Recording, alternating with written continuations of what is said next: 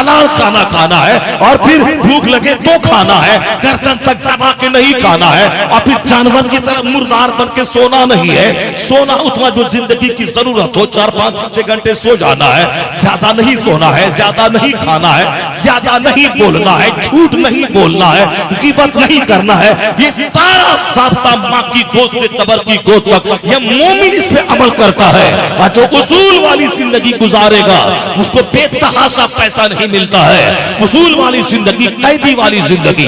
इसलिए हुजूर फरमाते अद्दुनिया सिजनुल मोमिन व जन्नतुल काफिर। The world is prison for believers and paradise for disbeliever. ये दुनिया मुसलमान के लिए कैद खाना है। इसलिए जो आलिम चमचागिरी नहीं करे, हक बोले, जेल में डाल दिया जाए, वो प्योर आलिम है। जो हक बोले सताया जाए, वह प्योर आलिम है। जो हक बोले तमाचा खाए, वह प्योर आलिम है। तो जो इन प्योर आलिमों के बीच में वो मुजाहिद, वो दबंग, वो शेर तुम्हारे धामनगर का था, जो हक बोला तमाचा खाया, जो हक बोला जेल में डाल दिया गया। इसलिए सच्चा हुसैनी अगर कहीं रहता है तो वह धामनगर में रहता है। कल क़यामत में देखेगा कि हर तमाचे के बदले में मोतियों का ताज पहनाया जाएगा, और जेल के एक मिनट के बदले में जन्नतुल फिरदौस में दर्जात बुलंद किए जाएंगे। नारे तकबीर, नारे रिसालत, सरकार मुजाहिदे मिल्लत, करामते मुजाहिदे मिल्लत, सब्रे मुजाहिदे मिल्लत, नारे तकबीर। दुनिया में मुसलमान बना और आराम से खाया पिया, हुकूमत किया, मकान बनाया, गाड़ी खरीदा, 2-4-10 मार्केटिंग कॉम्प्लेक्स बनाया, और यहाँ आराम से रहे, मरने के बाद जन्नत चले गए। ऐसा नहीं होता है। मुसलमान बनने की कीमत चुकानी होगी कि दुनिया में जिहाद करना होगा, 2-4-10 अल्लाह के दुश्मनों को काटना होगा, और खुद कट जाना होगा। मरना तो है ही दुनिया में, कौन जिंदा रहने के लिए आया? एक आदमी मोटरसाइकिल से टकरा के मर गया, एक आदमी पानी में डूब के मर गया, एक आदमी मकान से गिर के मर गया, एक आदमी हॉस्पिटल में ऑक्सीजन लगी हुई है उसमें मर गया, एक आदमी शादी की रात लौट रहा था, कार से एक्सीडेंट किया, मियां बीवी समेत वहीं मर गया। एक आदमी जिम में जाके ऐसे कर रहा था अभी कुछ दिन पहले, वहीं अटैक आया, वहीं मर गया। एक आदमी नाच रहा था शादी की महफिल में उत्तर प्रदेश में, नाचते नाचते चक्कर आया, गिरा, वहीं मर गया। अरे वो तो बैठा हुआ था मेरे साथ में, अचानक क्या हो गया? मतलब वोमिटिंग हुई, दिल का दौरा पड़ा, मर गया। तो वोमिटिंग हुई, मर गया। चक्कर आया, मर गया। जिम में एक्सरसाइज कर रहा था, मर गया। नाचा कूदा, मर गया। फिल्म हॉल में मर गया। तवाइफ के कोठे पे गया था, मर गया। लड़ाई दूसरे से किया, मर गया। हॉस्पिटल में एड़ी रगड़ के मर गया। मरना तो है ही, बेहतर है वह मौत जो शहादत की मौत आ जाए, सुभान अल्लाह। वह मौत जो क़िबले अव्वल की आजादी के लिए आ जाए। तुमको लगता है कि 1 लाख फिलिस्तीनी बच्चे शहीद हो गए, अगर वो जिंदा रहता तो अब न जाने किन किन मुसीबतों में मुब्तला होता, न जाने किस किस तरह का कर्ब पहुंचता, कैसा दर्द पहुंचता। जैसे हम लोग जिंदा हैं, एक एक पल में कितनी तबाहियां मौजूद हैं। कब बच्चा भागेगा, कब बच्ची भागेगी, कब बीवी भागेगी, कब केस होगा, कब मुकदमा होगा, कब पड़ोसी से लड़ाई होगी, कब वो 2-4 डंडा मारेगा, कब हमारा बच्चा बागी होगा, कब मेरा कारोबार लूटेगा, कब खतरनाक बीमारी होगी, जमीन मकान दुकान सारी चीजें बिक जाएंगी, सड़क पे आ जाएंगे। एक एक पल में मुसीबतों का समंदर छुपा हुआ। जो मर गया वो तर गया, चला गया, आराम से जन्नत में रहेगा, क्योंकि वो शराब पीते नहीं मरा है, वो दुश्मनों की बमबारी में मरा है। जुर्म क्या था? वह मुसलमान है और क़िबले अव्वल की आजादी की बात कर रहा है। इसलिए फिलिस्तीन के शोहदा पे तरस मत खा कि वो मर गए सीधे जन्नत चले गए। सुभान अल्लाह। इसलिए कि वह फिलिस्तीन नबियों की जमीन के लिए वो लड़ रहे थे, वो क़िबले अव्वल की आजादी के लिए लड़ रहे थे। तो मरना है, वो जो जिंदा है वो परेशान है कि मैं कैसे मरूंगा, मेरी मौत कैसे आएगी। और जो खुदा की राह में मारा गया, ये समझ लें कि मुक़द्दर का धनी था, जो बुरी मौत नहीं मरा, अच्छी मौत चला गया। बेशक बेशक। और वो खून रंग लाएगा। ऐसा नहीं है कि जो चाह रहा है नेतन्याहू वही होके रहेगा, जो चाहता है जो बाइडन वही होगा। अल्लाह की कसम, करोड़ बार कसम, वो नहीं होगा। इसलिए नहीं होगा कि मेरा खुदा कहता है कि इस्लाम मुकम्मल होके रहेगा, सुभान अल्लाह। और ये कहता है कि मुसलमानों को काट देंगे।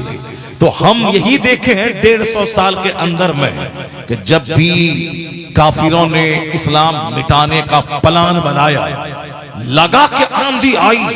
जब आंधी आती है धामनगर में, लगता है घर उजड़ जाएगा, लगता है मकानात गिर जाएंगे, लगता है बाजार उजड़ जाएंगे।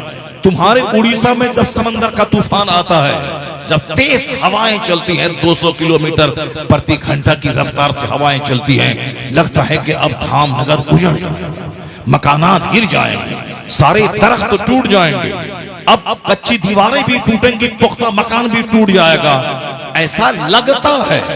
लेकिन फिर क्या होता है? 2, 4, 5, 10 घंटे के बाद या 2, 4, 10 दिन के बाद क्या होता है? आंधी छठी, फिर सारा दरख्त खड़ा रहता है, मकान सही साली होते हैं। आंधी आती है चली जाती है, तूफान आता है चला जाता है, बारिश आती है चली जाती है, शदीद सर्दी। कल मैं था संभल मुरादाबाद, इतनी जबरदस्त सर्दी कि साहब कांप रहा था। मैंने कहा हीटर जलाओ कमरे में, वरना बैठना मुश्किल हो जाएगा।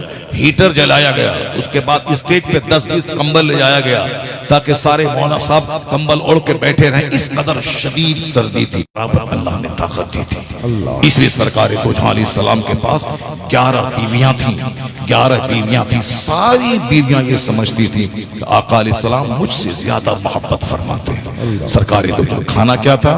2-2 महीने तक चूल्हे में आग नहीं सुलगती थी, 2-2 महीने तक हुजूर रोटी नहीं खाते थे, खजूर और पानी पे गुजर बसर होता था। मोहल्ले का एक शख्स बकरी दूह के हुजूर को देता था, गिलास में दूध, तो सरकार खुद नहीं पीते थे, अम्मी आयशा को दे देते। ये थे मुस्तफा की जाहिरी जिंदगी, मगर रूहानी ताकत का यह आलम था और जिस्मानी ताकत का भी। रोकाना नामी पहलवान जो 40 मर्दों पे भारी रहता था, हुजूर को कुश्ती का चैलेंज किया, हुजूर ने चैलेंज कबूल किया। एक ही वार में रोकाना को 4 सुभान अल्लाह, सुभान अल्लाह। ये सरकार की ताकत है। तो आका अलैहिस्सलाम क्या कहना चाहते हैं? मेरे गुलामों, सेब, संतरा, अनार, जूस और चाउमीन और बर्गर में ताकत ना तो ढूंढो, असल में ताकत सजदे में है। सुभान अल्लाह। असल में ताकत गुनाहों से बचने में है। असल में ताकत नमाज, रोज़े, हज, ज़कात की अदायगी में है। असल में ताकत अल्लाह की नाफरमानी में नहीं, अल्लाह की फरमाबरदारी में है असल का। और आज हम कमजोर हो गए। सेब, संतरा, अनार, दूध पीने के बावजूद भी चेहरा सूखा है, गाल चिपका हुआ है, बदन हिल रहा है। 2-4 कदम चले, सीना पकड़ के बैठ गए।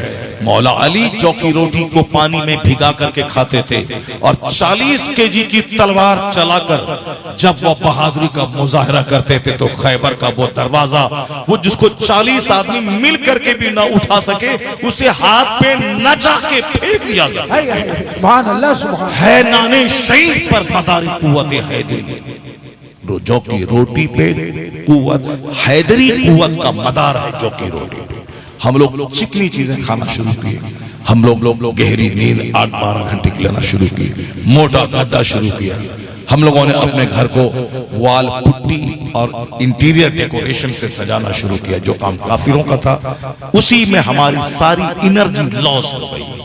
गाड़ी का मुकाबला, मकान का मुकाबला, फॉल से सीलिंग का मुकाबला, ग्रेनाइट का मुकाबला, ये सारा काम काफिरों का था।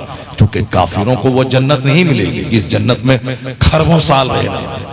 वो जन्नत मुसलमानों के लिए जिसे खरबों साल रहना है। सोने का कंगन जन्नत में पहनाया जाएगा, सोने की ईंट से बना हुआ मकान जन्नत का है, और जहां तक निगाह जाएगी वहां तक एक जन्नती का अपना मकान होगा, अपना मकान होगा। यहाँ तो यहाँ ये हमारा, वो तुम्हारा, वो उसका, वो उसका, वो उसका। 1 एकड़ जमीन में मकान था बाप का, 5 भाई, 5 में 1 एकड़ बढ़ गया। फिर उस 5 के 5 बेटे हुए, वो बस बढ़ गया। अब उसके बेटे हुए, 1 धूर जमीन पे सब लोग हो गए। और जिसका लायक बेटा जिसका था, जो बाप की प्रॉपर्टी बेचा नहीं, बाप 1 बीघा छोड़ा, वो 10 बीघा उसमें ऐड कर दिया।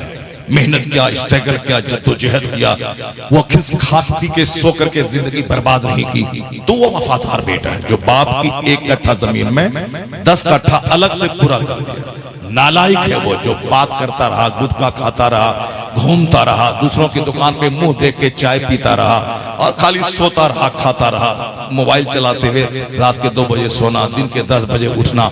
वो तो भीख मांगेगा दूसरों से, वो जो बाप की जमीन है उसको भी बेच के खा जाएगा। तो अब लायक बेटा वो रही है जो बाप की प्रॉपर्टी बेच करके मोटरसाइकिल में पेट्रोल डालकर उड़ाए। लायक बेटा वो है जो बाप की 10 एकड़ जमीन बचा के 10 एकड़ उसमें ऐड करके बता दे दुनिया को। वो है फर्माबरदार और लायक बेटा। और जो कोढ़ी किस्म का बेटा होता है वो बाप की सारी प्रॉपर्टी को बेच करके वो मकान बना लेता है, गाड़ी खरीद लेता है, पेट्रोल डालने के लिए भी वो बाप ही की जमीन बेच करके साल भर तक पेट्रोल डालता है। बेटी की शादी में बाप की जमीन बेच करके 5000 आदमी को खिलाता है। वह जब जमीन सारी बिक गई, अब ये बता के तेरा बेटा सड़क पे आ गया, अब क्या करेगा? दुनिया में छोटा सा घर है, मगर जन्नत में जो दुनिया में सब्र करेगा, जो दुनिया में एक एक मिनट को नेकी में गुजारेगा, बुराइयों से बचेगा, 5 वक्त की नमाज पाबंदी से पढ़ेगा, रमजान का 1 महीने का रोजा बिल्कुल इखलास के साथ रखेगा, पैसा अल्लाह दे तो हज फौरी कर लेगा, ज़कात का हिसाब लगा के ज़कात पाई पाई का हिसाब लगा के निकालेगा और गुनाहों से बचता रहेगा, शराब से, सूद से, जुआ से, झूठ से, गीबत से, जुगलखोरी से, लंदफंद करने से, लड़ाने भिड़ाने से, हसद से, गीबत से अपने आप को बचाता रहेगा। यहाँ बचाएगा, जैसे मरेगा जहां तक निगाह जाएगी वहां तक उस जन्नती का अपना घर अल्लाह। सुभान अल्लाह, सुभान अल्लाह। और वह घर सोने चांदी का, चूंकि उसमें मोमिन को जन्नत मिल रही है। इसीलिए दुनिया में ट्रायल है, या खाने की तंगी, या पहनने की तंगी, या मकान की तंगी। अब जाहिर सी बात है, एक आदमी 12 घंटे दुकान में बैठा हुआ और एक आदमी फजर पढ़ के आया, दुकान बैठा, फिर जोहर पढ़ने चला गया, फिर जोहर पढ़ के आया, 2 घंटा बैठा, फिर असर पढ़ने चला गया, फिर असर पढ़ के बैठा, फिर 1 घंटे के बाद फिर मगरिब पढ़ने चला गया, फिर मगरिब पढ़ के दुकान में बैठा, फिर 2 घंटे के बाद फिर ईशा पढ़ने चला गया, फिर ईशा पढ़ के आया, वह सोया और दिमाग लटका हुआ है मस्जिद में, फजर से पहले उठा, फिर मस्जिद चला गया। जो 5 बार मस्जिद जाएगा आएगा वो, और जो दुकान में बैठा है वहीं पेशाब पखाना सब कर रहा है, खड़े खड़े खा रहा है, खड़े खड़े मूत रहा है, खड़े खड़े पखाना कर रहा है, चल चल के खा रहा है। यानी कोई रूल नहीं, कोई रेगुलेशन नहीं, कोई उसूल नहीं, कोई जाब्ता नहीं, कोई सिद्धांत नहीं, कोई कायदा कुल्लिया नहीं। वो जैसे चाहा जिया, जब चाहा खाया, जब चाहा सोया, जब चाहा उठा, जब चाहा जागा उसमें। और जो उसूल का पाबंद है, ज़ोहर में जाना, असर में जाना, मगरिब में जाना, ईशा में जाना, फजर में जाना, और फिर ये नहीं खाना, ये लीगल है, ये इलीगल है, ये राइट है, ये रॉन्ग है, ये जायज है, ये नाजायज है, ये हार्मफुल है, ये यूजफुल है, ये लाभदायक है, ये हानिकारक है, ये फॉरबिडन है, ये परमिटेड है, ये करना है, ये नहीं करना है, इसको नहीं पकड़ना है, इसको नहीं देखना है, निगाहें ऐसे रखनी है, खाना ऐसे खाना है, पेशाब ऐसे करना है, पाखाना ऐसे करना है, ये कपड़ा पहनना है, वो नहीं पहनना है, सोना नहीं पहनना है, चांदी नहीं पहनना है, रेशम नहीं पहनना है, और दाढ़ी इतनी लंबी नहीं कि नाफ तक पहुंच जाए। दाढ़ी रखने का सिस्टम है, कपड़ा पहनने का सिस्टम है, खाना खाने का सिस्टम है, चल चल के नहीं खाना है, बैठ के खाना है, चबा के खाना है, हलाल खाना खाना है, और फिर भूख लगे तो खाना है, गर्दन तक दबा के नहीं खाना है, और फिर जानवर की तरह मुर्दार बन के सोना नहीं है। सोना उतना जो जिंदगी की जरूरत हो, 4-5 घंटे सो जाना है, ज्यादा नहीं सोना है, ज्यादा नहीं खाना है, ज्यादा नहीं बोलना है, झूठ नहीं बोलना है, गीबत नहीं करना है। ये सारा साबता माँ की गोद से कब्र की गोद तक ये मोमिन इस पे अमल करता है। और जो उसूल वाली जिंदगी गुजारेगा उसको बेतहाशा पैसा नहीं मिलता है। उसूल वाली जिंदगी, कैदी वाली जिंदगी। इसलिए हुजूर फरमाते हैं, दुनिया सिजनुल मोमिन व जन्नतुल काफिर। The world is prison for believers and paradise for disbeliever. ये दुनिया मुसलमान के लिए कैद खाना है। कैद खाने का मतलब कैदी आजादाना ढंग से बाजार में नहीं घूमता है, वो 4 दीवारी के अंदर रहता है। और जो जन्नत का मतलब आजादाना ढंग से रहना, तो काफिर वो शराब पीले चलेगा, वो जिना करे चलेगा, सूद खाए चलेगा, वो जो चाहे वो सब सुअर खाए, कुत्ता खाए, बंदर खाए, चुचंदर खाए, बकरा खाए, सुअर खाए, जो खाए खाए। मोमिन को सुअर नहीं खाना है, गधा नहीं खाना है, घोड़ा नहीं खाना है, इसको सरचुचंदर नहीं खाना है, छिपकली नहीं खाना है, इसको गोश्त खाना है तो मुर्ग खाना है, परिंदा खाना है, उसको अंडा खाना है, उसको मछली खानी है, इसको पखाना नहीं खाना है, शराब नहीं पीना है, पेशाब नहीं पीना है, सुअर नहीं खाना है, बंदर नहीं खाना है, हराम का माल नहीं खाना है, दूसरों के घर में डकैती नहीं करना है। ये उसूल वाली जिंदगी ये मोमिन गुजारता है। इसलिए इसको कहा गया ये कैदी है जो अपने मन के मुताबिक सारा काम नहीं करता, एक उसूल शरीयत के दायरे में रहता है। इसलिए मुस्तफा ने कहा दुनिया मोमिन के लिए कैद खाना है। यह दुनिया में कितने दिन तक रहेगा? 100 साल। 100 साल 1 मिनट है अल्लाह के नजदीक। तो अल्लाह चाहता है 1 मिनट सिविलाइज्ड बन के रह, मुहस्सब बन के रह, रूल एंड रेगुलेशन के मुताबिक रह। अगर तू अपने आप को गुनाहों से रोक के रखा, हुजूर की सुन्नतों की पैरवी की, अल्लाह के कानून का पालन किया, 100 साल 1 मिनट जहां खत्म हुआ, सांस का सिलसिला टूटा, अब महासंख्यों साल की जन्नत इस्तिकबाल के लिए तैयार रहेगी। सुभान अल्लाह, सुभान अल्लाह, नारे तकबीर।